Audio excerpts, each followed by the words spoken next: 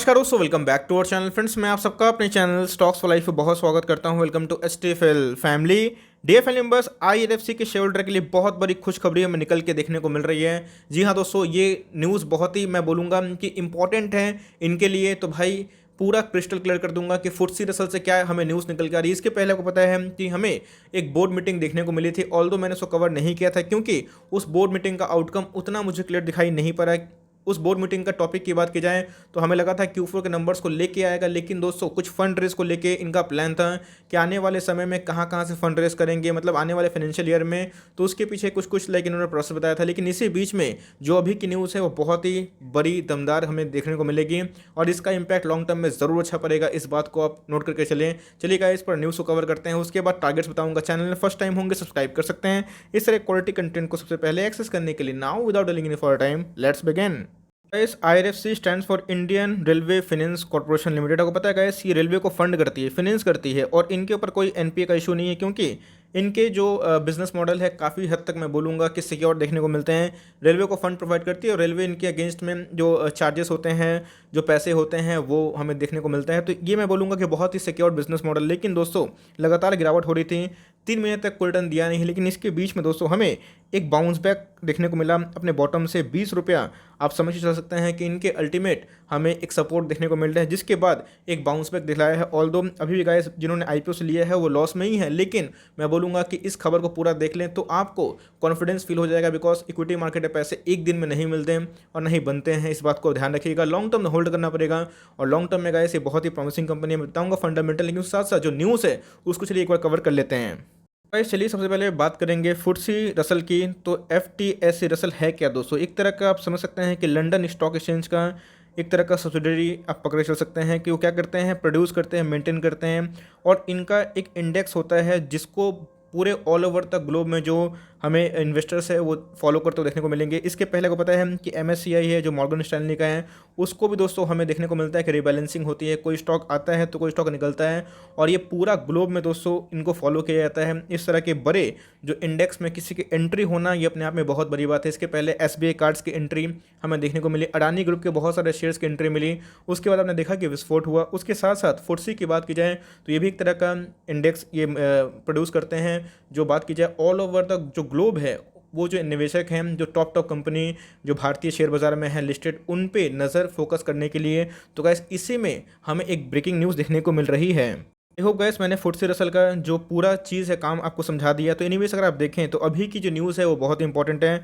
एफटीएससी includes Gland Pharma IRFC in all world index. इसके पहले UTI AMC की बात थी, लेकिन दोस्तों दो कंपनी हमें देखने को मिल रही है, एक है ग्लैंड फार्मा और दूसरा है आईआरएफसी, जो अपने आप में दोस्तों मैं बोलूँगा कि बहुत ही सम्मानजनक एंट्री आप पकड़ के चल सकते हैं। इस अगर न्यूज़ को पूरा कंफर्म करें तो ये बहुत इंपॉर्टेंट है। इससे क्या होता है कि बहुत निवेशक अट्रैक्ट होते हैं और इससे ये फ़ायदा होता है कि निवेशक अट्रैक्ट होते हैं, लेकिन उसमें मनी की आने के चांसेस भी है। तो क्या प्रेडिक्शन है वो कवर करूंगा। लेकिन अगर आप देखें, FTSE has included newly listed stock gland pharma and Indian Railway Finance Corporation in its all world index as a part of its quarterly rebalancing review released on Saturday.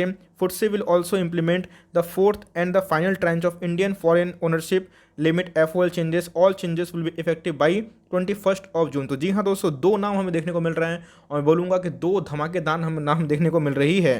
अब इसका impact आपको समझाना ज़रूरी है कि भाई कोई भी जो बड़ा इंडेक्स है अगर उसमें किसी की एंट्री होती है, जैसे एमएससीआई हो गए, फुटसी रसल हो गए, तो उसका इम्पैक्ट क्या होता है। Inclusion of Gland Pharma and IFC in all world index is likely to bring an estimated inflow of $68 million and $20 million respectively, according to Abhilash Pagaria, analyst Edelweiss alternative research. तो आप देख सकते हैं कि 20 मिलियन आरएफसी की बात की जाए, $20 मिलियन US का इन्फ्लो आने की संभावना है। जैसे मैंने बताया कि बहुत सारे वर्ल्ड के निवेशक हैं वो देखते हैं कि एमएससीआई में किसको एंट्री मिली, फुटसी में किसको एंट्री मिली, क्योंकि वो ज़्यादा फंडामेंटल एनालिसिस करना पसंद नहीं करते हैं, वो उन्हीं को फॉलो करते हैं जो बड़े बड़े इंडेक्स की लिस्ट में आते हैं। तो जी हाँ दोस्तों, अगर आप देखें तो इससे क्या होता है, मैंने बताया कि मनी फ्लो आने की संभावना होती है और जिसका एक्सक्लूशन होता है उनसे निवेशक थोड़ा घबराते हैं, क्योंकि अपने आप में किसी इंडेक्स में जगह मिलना, वो भी वर्ल्ड इंडेक्स में बाई एफटीएससी, और ऐसा नहीं कोई पाकिस्तान बेस इंडेक्स है दोस्तों, ये बहुत बड़ा लाइक लंदन बेस्ड इंडेक्स में देखने को मिलता है। तो ये कभी भी आता है तो अपने आप में ही एक बहुत ही रेपुटेड क्लब में IRFC का नाम इंक्लूड होने की संभावना है, जो पहले थी अब दोस्तों कंफर्म होते हुए देखने को मिल रही है, जो शनिवार को ही हमें कंफर्म लेते हुए देखने को मिल रही है। गाइस इन्होंने बताया कि हाल ही में ही लिस्टिंग हुई थी जनवरी में, और गवर्नमेंट ने अपना 13% स्टेक सोल्ड किया था, तकरीबन 4,633 रुपीज़ इन करोड़ जुटाए थे। और मार्केट बॉरोवर्स बहुत ही इंपॉर्टेंट रोल प्ले करते हैं।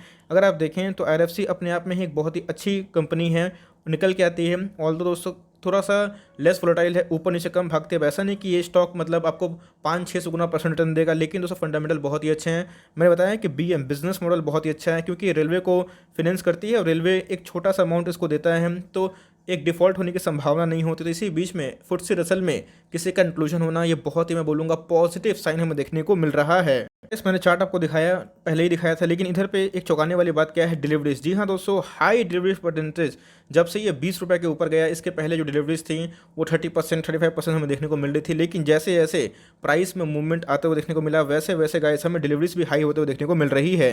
लास्ट ट्रेडिंग डे की बात की जाए तो जी हाँ दोस्तों, 60% की डिलीवरीज कोई मामूली बात नहीं होती है। 1,47,00,000 शेयर ट्रेड हुए, जिसके अगेंस्ट में 88 लाख शेयर्स को डीमेट में ले जाया गया है। तो अपने आप में दोस्तों ये बहुत मैं बोलूँगा ह्यूज एकुमुलेशन है, कोई छोटा मोटा एकुमुलेशन नहीं है, इस बात को आप नोट करके चलें। तो IRFC की बात की जाए तो बहुत ही मैं बोलूँगा कि पॉजिटिव खबर निकल के आ रही है, और इनके शोल्डर्स के लिए बहुत ही मैं बोलूँगा रिलीफ वाली न्यूज़ देखने को मिल रही है।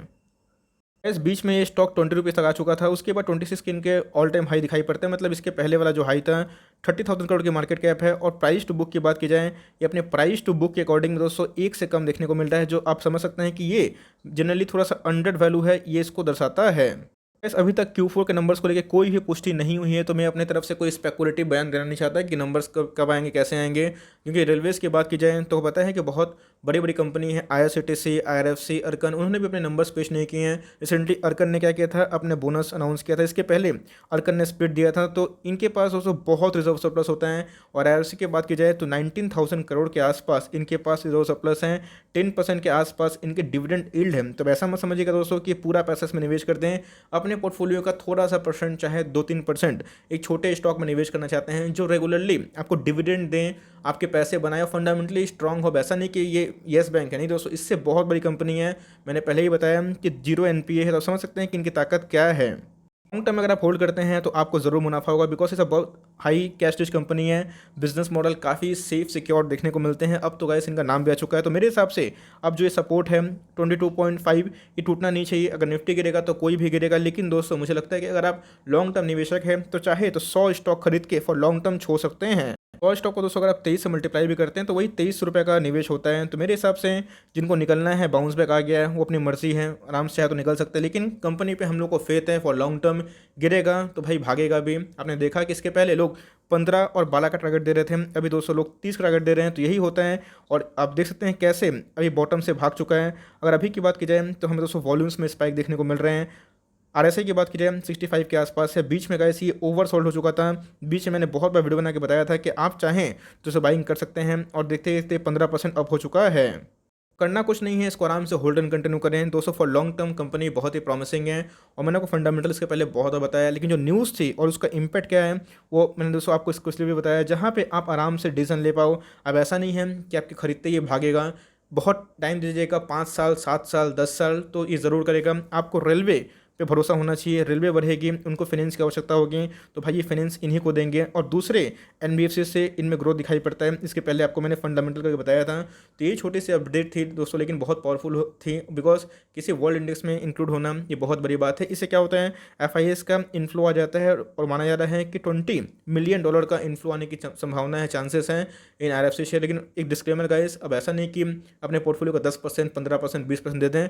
ऐसे स्टॉक को 2 से 3%, 4% वेटेज दे सकते हैं तो ठीक है, और छोटा सा कॉर्नर आप चाहे तो दे सकते हैं। तो एक फाइनल डिविडेंड को लेके अनाउंसमेंट बाकी है मुझे लगता है। और इधर पे मुझे ये भी लगता है कि आने वाले कल में आपको डिविडेंड भी मिल सकता है, अगर इनके Q4 के नंबर्स आएँ तो। डेट अभी तक फाइनलाइज नहीं है, लेकिन नंबर मोर लेस ठीक ठाक आने की उम्मीद है। लेट्स सी क्या होते हैं। लेकिन न्यूज़ दोस्तों काफ़ी रिलीफ वाली है, तो शेयर होल्डर है तो आराम से होल्ड एंड कंटिन्यू करें। और ऐसा बताएं कि प्लानिंग वे से काम करना है, और अपने रिस्क मैनेजमेंट को काम करके चलना है। एनबीएफसी की बात की जाए, Bajaj finance, Muthoot finance, HDFC, ये सब आपके टॉप प्रायोरिटी होनी चाहिए बिकॉज इनमें ग्रोथ है, लेकिन इनमें भी ग्रोथ है लेकिन तो स्लो भागने वाला है, इस बात को ध्यान रखिएगा। लंबे समय तक होल्ड करते हैं आपके पैसे ज़रूर बन सकते हैं, इस बात का दोस्तों मैं आपको गारंटी दे सकता हूँ फॉर लॉन्ग टर्म, बिकॉज बिना एनपीए वाली कंपनी है, बस इस पर भरोसा रखना चाहिए। और गिरता है तो पैनिक मत करिएगा, ये दोस्तों आपके सामने एग्जाम्पल हैं, इस बात को आप नोट करके चले।